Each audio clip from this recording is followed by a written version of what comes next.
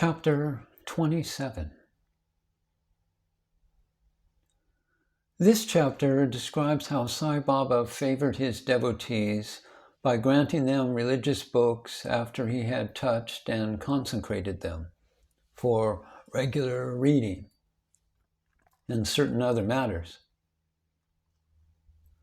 When a man takes a plunge into the sea, he gets the merit of bathing in all the tirthas and sacred rivers. Similarly, when a man takes refuge at the feet of the Sadguru, he gets the merit of bowing to the Trinity of Brahma, Vishnu, and Mahesh, and also Parabrahma. Victory be unto Sri Sai, the wish-fulfilling tree and the ocean of knowledge, who gives us self-realization. O Sai, create in us regard for your stories. Let the listeners and audience devour them with the same relish with which the chatak bird drinks the water from the clouds and becomes happy.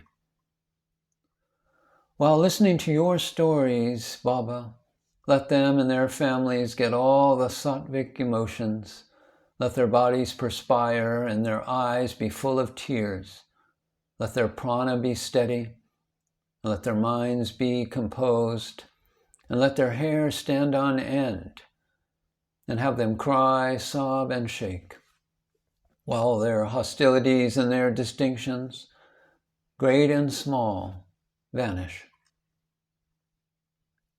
If these things happen, that is a sign of the grace of the Guru dawning upon them.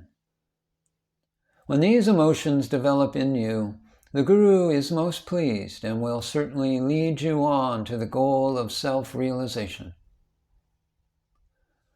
The best way, therefore, to get free from the shackles of Maya is our complete and wholehearted surrender to Baba.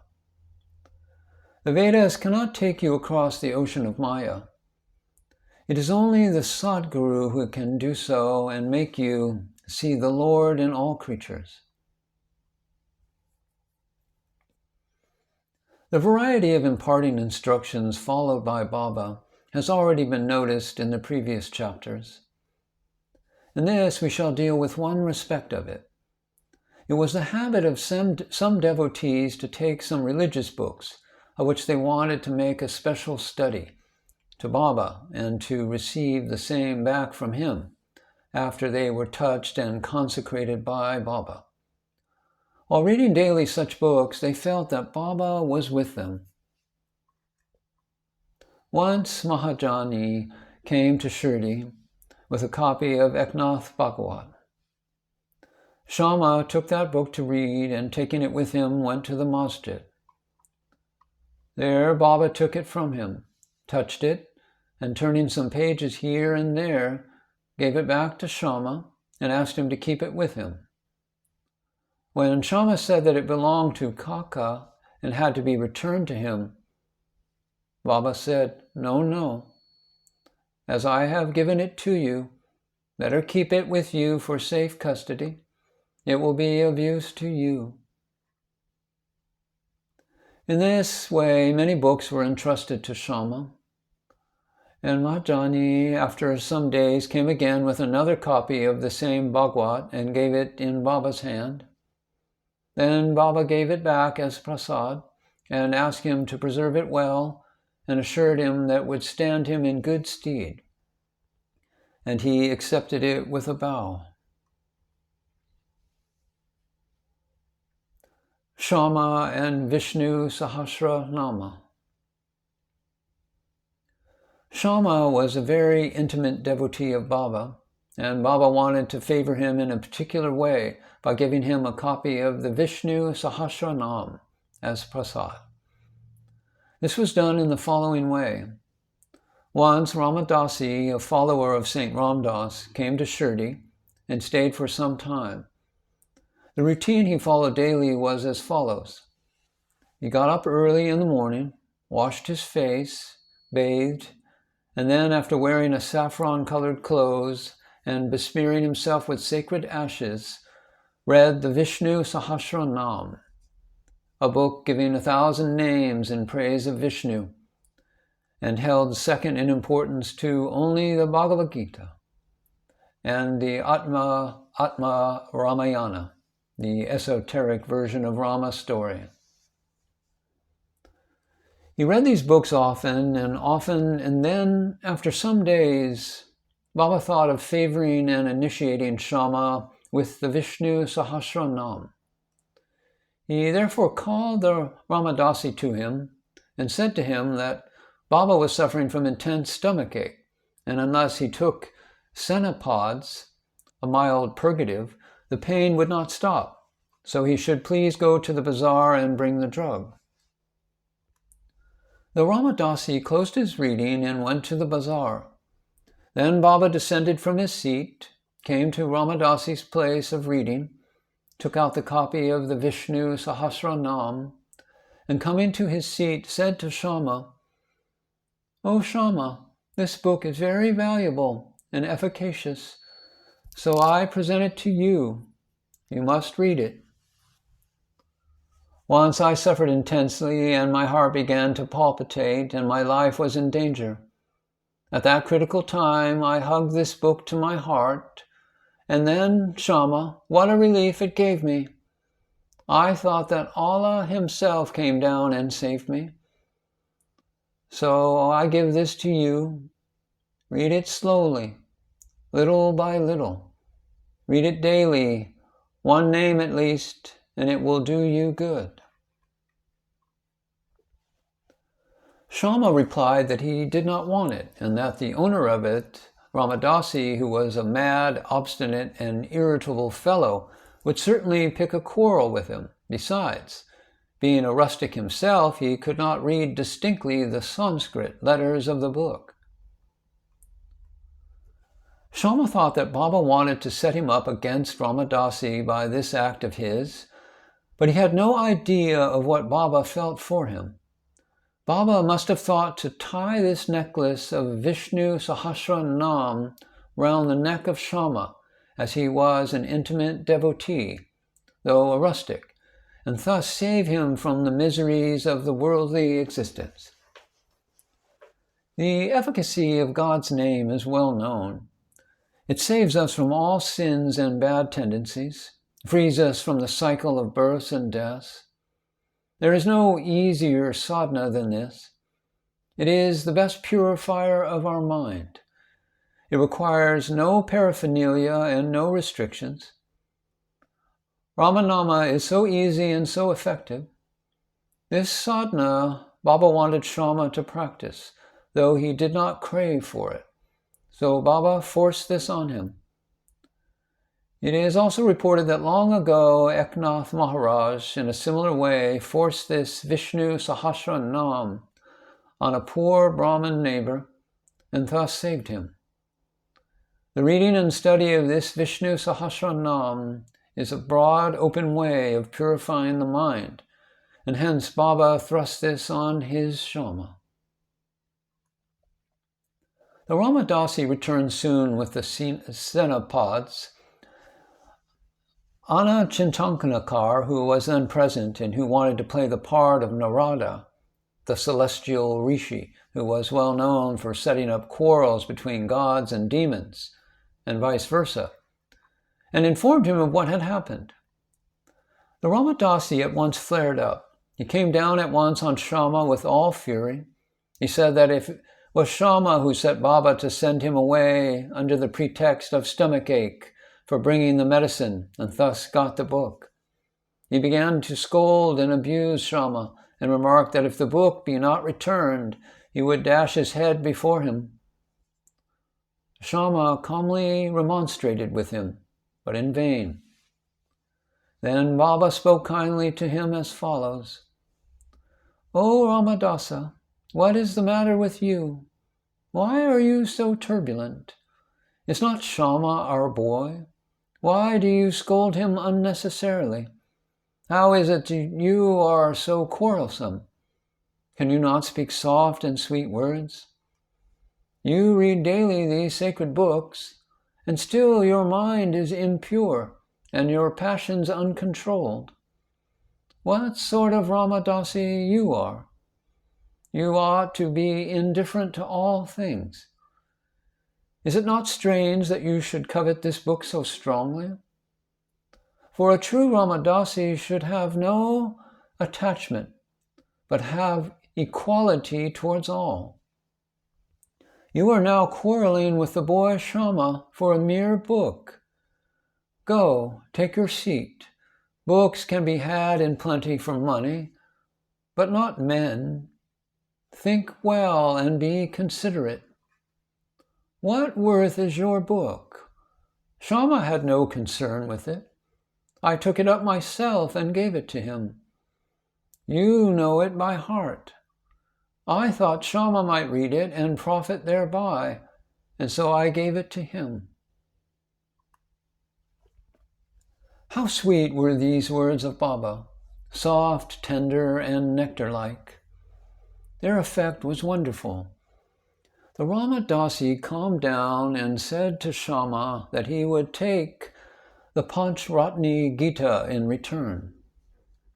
Shama was much pleased and said, "Why one? I shall give 10 copies in return." So the matter was ultimately compromised. The question for consideration is, why should the Ramadasi press for the Panchratni Gita, the God in which he never cared to know, and why should he, who daily read religious books in the masjid in front of Baba, quarrel with Shama before Baba? We do not know how to apportion the blame and whom to blame. We only say that, had this procedure been not gone through, the importance of the subject, the efficacy of God's name, and the study of the Vishnu Sahasranam would not have been brought home to Shama. So we see that Baba's method of teaching and initiating was unique. In these cases, Shama did gradually study the book and mastered its contents to such an extent that he was able to explain it to a professor, that is, G.G. Narke, a master of the arts of the College of Engineering in Pune, the son-in-law of Sriman Bhuti and a devotee of Baba. One day, while Kakasahib Dixit was in meditation after his morning bath in his wada at Shirdi, he saw a vision of Vithal. When he went to see Baba afterwards, Baba asked him, "Did Vithal Patil come? Did you not see him? He is very elusive. Hold him fast, otherwise he will give you the slip and run away." Then at noon, a certain hawker came there with 20 or 25 pictures of Vithal of Pandapur for sale. Mr. Dixit was surprised to see that the form of Vithal he saw in his meditation exactly tallied with that in the picture, and he was also reminded of Baba's words. He therefore bought one picture most willingly and kept it in his shrine for worship. Gita Rahasya.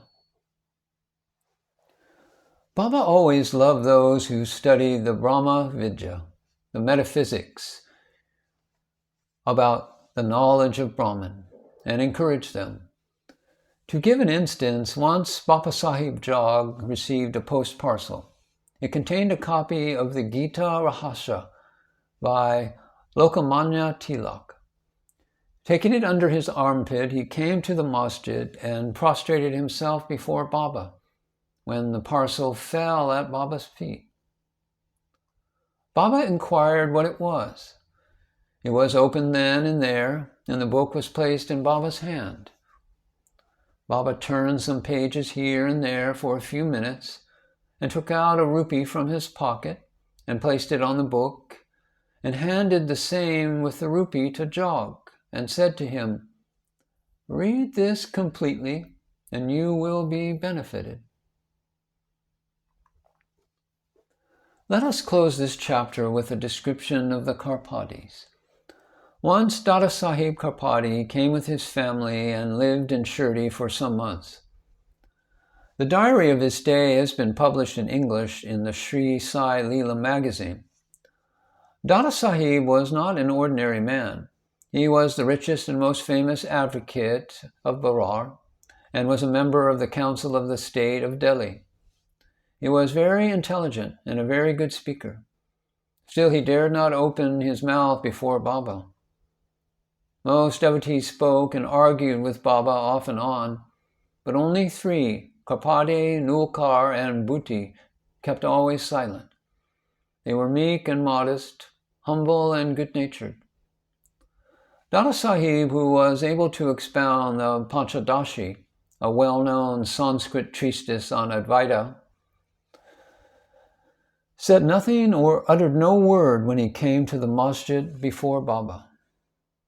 Really, a man, however learned he may be, even in the Vedas, fades away before one who has realized Brahman and become one with it. Learning cannot shine before self-realization. Dada Sahib stayed for 4 months, but Mrs. Karpati stayed for 7. Both were highly pleased with their Shirdi stay. Mrs. Karpati was faithful and devout and loved Baba deeply. Every noon she brought Naivedya herself to the masjid, and after it was accepted by Baba, she used to return and take her meals. Seeing her steady and firm devotion, Baba wanted to exhibit it to others. One noon she brought a dish containing sanza, a wheat pudding, and some puris and rice, soup, and other sundry articles to the masjid. Baba, who usually waited for hours, got up at once, went up to his dining seat, and removing the outer covering from the dish, began to partake of the things zealously. Shama then asked Baba, "Why this partiality? You throw away dishes of others and do not care to look at them, but this you draw to you earnestly and do justice to it. Why is the dish of this woman so sweet?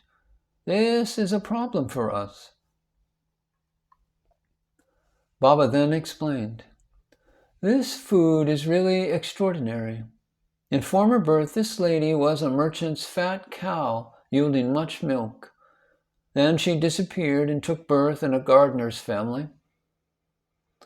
And then she married a merchant. And then she was born in a Brahmin family. I saw her after a very long time. Let me take some sweet morsels of love from her dish." After saying this, Baba did full justice to her dish, washed his mouth and hands, gave out some belches as a mark of satisfaction, and resumed his seat. Then she made a bow and began to shampoo Baba's legs, and he began to talk with her and knead her arms, which were shampooing his legs. I feel that shampooing here means massaging. On seeing this reciprocal service, Shama began to joke and said, "It is going on well. It is a wonderful sight to see God and his bhakta serving each other." After being pleased with her sincere service, Baba asked her in low and fascinating tone to chant Raja Rama, Raja Rama, then and always, and said, "If you do this, your life's object will be gained, your mind will attain peace, and you will be immensely benefited." To persons unfamiliar with spiritual matters, this might appear as an affair, but it really was not so. It was the case of what technically is called Shaktipat, or the transference of power from the guru to the disciple. How forcible and effective were Baba's words. In an instant they pierced her heart and found lodgment there. This case illustrates the nature of the relations that should subsist between the guru and the disciple. Both should love and serve each other as one. There is no distinction, nor any difference between them. Both are one, guru and disciple, and one cannot live without the other. The disciple places his head on the guru's feet and is a gross or outward vision. but really and internally they are both one and the same. Those who see any difference between them are yet unripe and not perfect. Bow to Sri Sai. Peace be to all.